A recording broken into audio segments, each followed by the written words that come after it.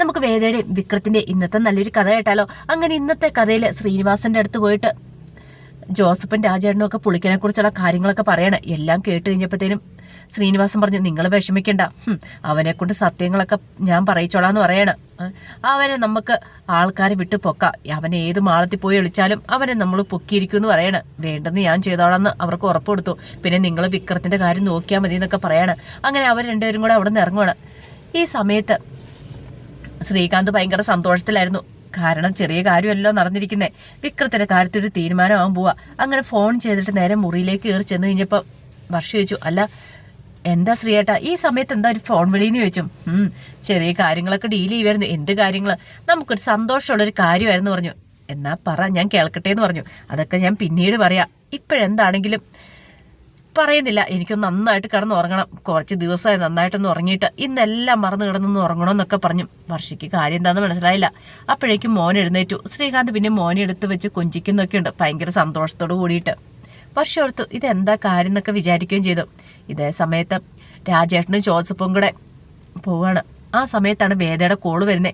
അങ്ങനെ വേദ വിളിച്ചു കഴിഞ്ഞപ്പോഴത്തേനും ജോസഫ് പറഞ്ഞു, വേദയുടെ കോളാണല്ലോ വരുന്നതെന്ന് പറഞ്ഞു. എടുക്കാൻ പറയാണ് രാജേട്ടൻ. അങ്ങനെ ജോസഫ് എടുത്തു. അപ്പോഴേക്കും വേദ പറഞ്ഞു, അതെ ഞാൻ ജോസഫിൻ്റെ ഫോണിലേക്ക് കുറേ തവണ ട്രൈ ചെയ്തിട്ടുണ്ടായിരുന്നു. അല്ല എൻ്റെ ഫോൺ വിക്രത്തിൻ്റെ കയ്യിലാണ്, അതെനിക്കറിയാം. അത് വിളിച്ചിട്ട് കിട്ടാത്തോണ്ടാണ് ഞാൻ ഇതിനകത്തേക്ക് വിളിക്കുന്നത്. അല്ല വേദയ്ക്ക് എങ്ങനെ? അതൊക്കെ എനിക്കറിയാം. ജോസഫിൻ്റെ കയ്യിലാണ് വിക്രത്തിൻ്റെ ഫോണ് എന്നുള്ള കാര്യം എനിക്കറിയാമെന്ന് പറയാണ്. എല്ലാം കേട്ട് കഴിഞ്ഞപ്പോഴത്തേനും ഒരു നിമിഷം ഇങ്ങനെ രാജേട്ടനും ജോസഫൊക്കെ ആലോചിച്ചു എന്താ ഏതാ സംഭവം എന്ന്. അവർക്കൊന്നും മനസ്സിലായില്ല. അപ്പോഴേക്കും വേദ പറഞ്ഞു, അതെ പുളിക്കൻ ശ്രീയേട്ടനെ വിളിച്ചിട്ടുണ്ടായിരുന്നു, കാര്യങ്ങളൊക്കെ സംസാരിക്കുന്നത് ഞാൻ കേട്ടു. അത് മാത്രമല്ല വാസവനെ ഒറ്റിക്കൊടുത്തു വിക്രത്തെക്കുറിച്ചുള്ള കാര്യങ്ങൾ. അതുകൊണ്ട് എത്രയും പെട്ടെന്ന് നിങ്ങൾ വിക്രത്തിൻ്റെ അടുത്തേക്ക് പോകണം. വിക്രത്തെ ഞാൻ കുറേ സമയം വിളിച്ചു, കിട്ടുന്നുണ്ടായിരുന്നില്ല. അതുകൊണ്ട് നിങ്ങൾ അവിടേക്ക് ചെല്ലണം, വിക്രത്തെ രക്ഷിക്കണം. വാസവനോട് എത്തുന്നതിന് മുമ്പ് വിക്രത്തെ രക്ഷിക്കണമെന്ന് പറഞ്ഞു. അത് കേട്ടുകഴിഞ്ഞപ്പം ജോസഫ് പറഞ്ഞു, ശരി അങ്ങനെ ആയിക്കോട്ടെ. പിന്നെ ഒരു കാര്യം, നിങ്ങൾ വിക്രത്തെ വിളിച്ചുകൊണ്ടേ ഇരിക്കണം, ഞാനും വിളിച്ചുകൊണ്ടിരിക്കും, ഞാൻ ഇവിടുന്ന് ഇറങ്ങുവാന്നൊക്കെ പറയണം. അങ്ങനെ വേദ കോള് കട്ട് ചെയ്തു. ഇതേ സമയത്ത് വിക്രത്തിൻ്റെ ഫോണിലേക്ക് കോള് വരുവാണ്. വിക്രം കോൾ എടുക്കാന്നൊക്കെ ഓർത്ത് ഇരിക്കുമ്പോഴത്തേനുമാണ് പുറത്തൊരു വണ്ടിയുടെ ശബ്ദം കേൾക്കുന്നത്. നോക്കിക്കഴിഞ്ഞപ്പോഴത്തേനും ജീപ്പ് അങ്ങോട്ട് കയറി വരിക. വിക്രം ഒരു നിമിഷം അമ്പരന്ന് പോയി. ഇതേ സമയത്ത് വാസവന് ജീപ്പ് നിർത്തിയിട്ട് അങ്ങോട്ടേക്ക് ഇറങ്ങി വരിക. വിക്രം പതുക്കെ അവിടെ നോക്കി കഴിഞ്ഞപ്പോഴത്തേനും വാസവൻ അവിടെ നിന്ന് ലൈറ്റ് തെളിച്ചുകൊണ്ട് വരുന്നുണ്ട്. വിക്രത്തിന് അപകടം എടുത്തു. വിക്രം പെട്ടെന്ന് എന്ത് ചെയ്തു, അവിടുന്ന് ചാടി ഇറങ്ങിയിട്ട് പുറകെ ബൈക്ക് വെച്ചിട്ടുണ്ടായിരുന്നു. ബൈക്കിൽ കയറി രക്ഷപ്പെടാനായിട്ട് തുടങ്ങുവാണ്.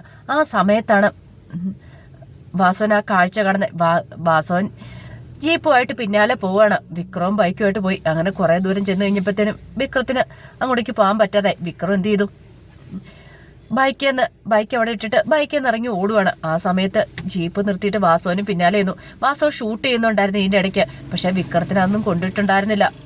പക്ഷേ വാസവൻ അങ്ങനെ വിടാൻ കൂട്ടാക്കില്ല. വിക്രത്തിന്റെ പിന്നാലെ തന്നെ വാസവൻ പോവാണ്. അതേ സമയത്ത് ജോസഫും രാജേട്ടനും കൂടെ വിക്രം ഉണ്ടായിരുന്ന അടുത്തേക്ക് വന്നു. അവിടെ വന്നു കഴിഞ്ഞപ്പോൾ വിക്രത്തെ കണ്ടില്ല. ആ സമയം രാജേട്ടൻ പറഞ്ഞു, എടാ ജോസഫേ, അവനിവിടെ ഇല്ലല്ലോ എന്ന് പറയാണ്. ഒരു കാര്യം ചെയ്യുക, ഞാൻ എന്ത് ചെയ്യാൻ നോക്കാമെന്ന് പറയണം. ഒന്ന് നോക്കിയിട്ട് വരട്ടെ അവൻ എന്ത് ചെയ്യുന്നു നോക്കിയിട്ട് ഞാൻ ഇങ്ങോട്ടേക്ക് വരാം. ഒരു കാര്യം ചെയ്യുക, രാജേട്ടൻ ഇവിടെ നിൽക്കുക, എടാ ഞാനും കൂടെ വരാം. അതെങ്ങനെ ശരിയാവും? അവൻ ഇങ്ങോട്ടേക്കാനും തിരികെ വന്നിട്ടുണ്ടെങ്കിൽ അവന് എത്രയും പെട്ടെന്ന് ശ്രീനിസാറിൻ്റെ അടുത്തേക്ക് കൊണ്ടുവരണം. നമ്മൾ രണ്ടുപേരും കൂടെ അവനെ അന്വേഷിച്ചപ്പോൾ പോയിട്ട് കാര്യമില്ല. അവൻ വരുവാണെങ്കിൽ ഇത് രാജേട്ടൻ പിന്നെ എന്നെ നോക്കണ്ട, എത്രയും പെട്ടെന്ന് ശ്രീനിസാറിൻ്റെ അടുത്തേക്ക് കൊണ്ടുപോകണം എന്നൊക്കെ പറഞ്ഞു. ശരിയെന്ന് പറഞ്ഞു. അങ്ങനെ രാജേട്ടനെ അവിടെ ഇരുത്തിയിട്ട് ജോസഫ് വിക്രത്തെ അന്വേഷിച്ച് ഇറങ്ങുവാണ്. ഇതേ സമയത്ത് വാസവൻ എന്ത് ചെയ്തു, വിക്രത്തിന്റെ പിന്നാലെ തന്നെയാണ്. വിക്രത്തിനെ വിടാൻ അങ്ങനെ ഉദ്ദേശം ഉണ്ടായിരുന്നില്ല വാസവന്. വിക്രം ഓടുന്നു, വാസവൻ പിന്നാലെ പോവുകയാണ്. ജോസഫ് അന്വേഷിച്ച് അങ്ങോട്ട് പോകുന്ന സമയത്താണ് വിക്രത്തിന്റെ ബൈക്ക് ഇരിക്കുന്നുണ്ട്. അപ്പൊ അടുത്തായിട്ടൊരു ജീപ്പും കിടക്കുന്നുണ്ട്. പ്രശ്നമാണല്ലോ എന്ന് മനസ്സിലായി. അപ്പൊ വാസവൻ എത്തിയിട്ടുണ്ടെന്നുള്ള കാര്യം മനസ്സിലായി. ജോസഫ് പിന്നെ അവിടെ നിന്ന് ഇറങ്ങി ജോസഫ് പിന്നാലെ പോവാണ്. ഇതേ സമയത്ത് വിക്രത്തെ ഷൂട്ട് ചെയ്യാണ് വാസവന്. കൃത്യം വിക്രത്തിനിട്ട് കൊണ്ടു. അപ്പം ഇരുട്ടൊക്കെ ആയിരുന്നു, അതുകൊണ്ട് വാസവന് കൂടുതൽ കാണാൻ പറ്റുന്നുണ്ടായിരുന്നില്ല. ആ സമയത്ത് വിക്രം വീണു.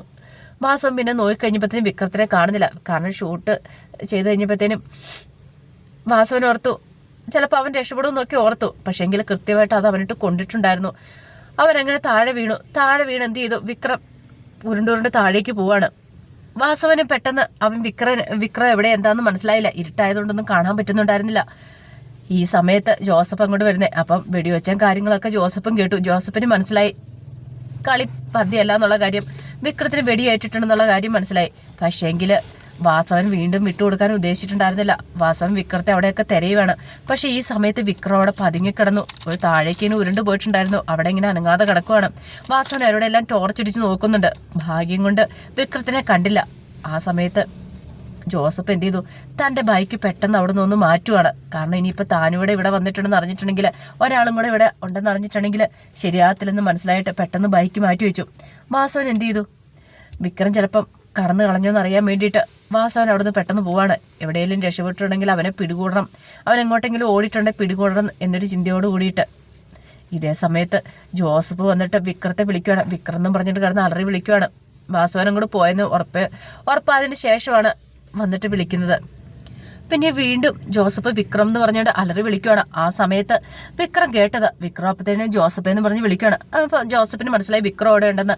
അങ്ങനെ ഒടുവിൽ വിക്രത്തിന്റെ അടുത്തേക്ക് ജോസഫ് ചെല്ലുവാണ്. ചെന്ന് കഴിഞ്ഞപ്പോഴത്തേനും വിക്രം വെടിയേറ്റ് താഴെ കിടക്കുന്ന കാഴ്ച കാണുന്നേ. അപ്പോഴേക്കും വിക്രത്തോട് പറഞ്ഞു വിക്രം പേടിക്കണ്ടെന്ന് പറയണം. ആ സമയം വിക്രം പറഞ്ഞു എനിക്ക് വേദന സഹിക്കാൻ പറ്റുന്നില്ലെന്നൊക്കെ പറയുന്നുണ്ട്.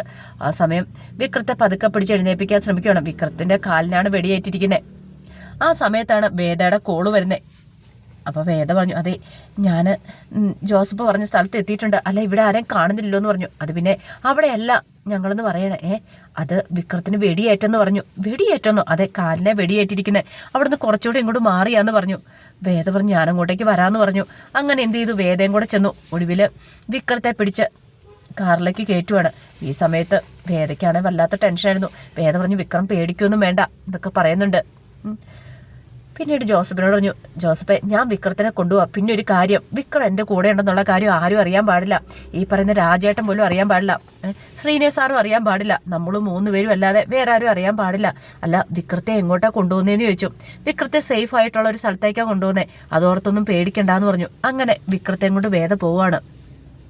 പോകുന്ന സമയത്ത് വേദ ഒരാളെ വിളിക്കുന്നുണ്ട്, ഡോക്ടർ ഇഷിതയെ വിളിച്ചിട്ട് ചോദിച്ചു അല്ല ഇഷിത എനിക്കൊരു കാര്യം സംസാരിക്കാനുണ്ട്. ആഹാ വേദയോ കൊള്ളാം, പ്രാക്ടീസ് തുടങ്ങിയ സമയത്ത് വിളിച്ച പിന്നെ ഇപ്പോഴാണോ വിളിക്കണേ?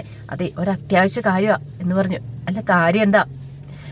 എനിക്കൊരു ഡോക്ടറുടെ സേവനം വേണമായിരുന്നു പറയണം. ഡോക്ടർ സേവനോ? എന്തു പറ്റി, എന്തിനാന്നൊക്കെ ചോദിക്കണം. ഒരു ബുള്ളറ്റ് ഒന്ന് നീക്കം ചെയ്യാനെന്ന് പറഞ്ഞു. ബുള്ളറ്റ് നീക്കം ചെയ്യാനോ? കാര്യം പറ. അത് പിന്നെ വിക്രത്തിന് ഒരു വെടിയേറ്റെന്ന് പറയണം. അത് കേട്ടോ കഴിഞ്ഞപ്പോഴത്തേനും ഡോക്ടർ ഇഷിത പറഞ്ഞു ഒരു കാര്യം ചെയ്യാം, ഞാനിപ്പോൾ ട്രിവാൻഡ്രത്തുണ്ട്, ഫാം ഹൗസിലുണ്ട്, അങ്ങോട്ടേക്ക് പോരാൻ പറയണം. അല്ല മഹേഷ് ഇവിടെ ഇല്ല, 2 ദിവസം കഴിഞ്ഞിട്ടേ വരുള്ളൂ, ഇവിടെ സേഫാണ്, ഒരു കാര്യം ചെയ്യാം ഇങ്ങോട്ടേക്ക് പോരാ, ഒന്നും പേടിക്കേണ്ട ഇല്ലെന്ന് പറയാണ്. അങ്ങനെ വേദ വിക്രത്തെയും കൊണ്ട് നേരെ ഡോക്ടർ ഇഷിതയുടെ ഫാം ഹൗസിലേക്ക് ചെല്ലുവാണ്. അങ്ങനെ ചെന്ന് വിക്രത്തെ കൊണ്ട് കിടത്തി ഇഷിത തന്നെ ബുള്ളറ്റ് നീക്കം ചെയ്യാനായിട്ട് ഒരുങ്ങുവാണ്. ഈ സമയത്ത് വിക്രം കിടന്ന് കരയുന്നുണ്ട്, വേദന കൊണ്ട് കിടന്ന് പൊളയുവാണ്. വിക്രത്തിന് സഹിക്കാൻ പറ്റുന്നുണ്ടായിരുന്നില്ല. ആ സമയത്ത് വേദ പറയുന്നുണ്ട് വിക്രം പേടിക്കൊന്നും വേണ്ട, ധൈര്യമായിട്ടിരിക്കുക, ഞാനില്ലേ കൂടെ, കരയില്ലേ എന്നൊക്കെ പറഞ്ഞ് ആശ്വസിപ്പിക്കുകയാണ്. അപ്പോൾ അതിൻ്റെ വിശേഷങ്ങളൊക്കെ നമ്മളിന്ന് കാണുന്നത്. ഇതിൻ്റെ ബാക്കി വിശേഷങ്ങളുമായിട്ട് വൈകുന്നേരത്തെ പ്രമോയി വരാട്ടോ. ഒരിക്കൽ കൂടി എല്ലാവർക്കും ശുഭദിനം നേർന്നുകൊണ്ട് നിർത്തുന്നു. നന്ദി.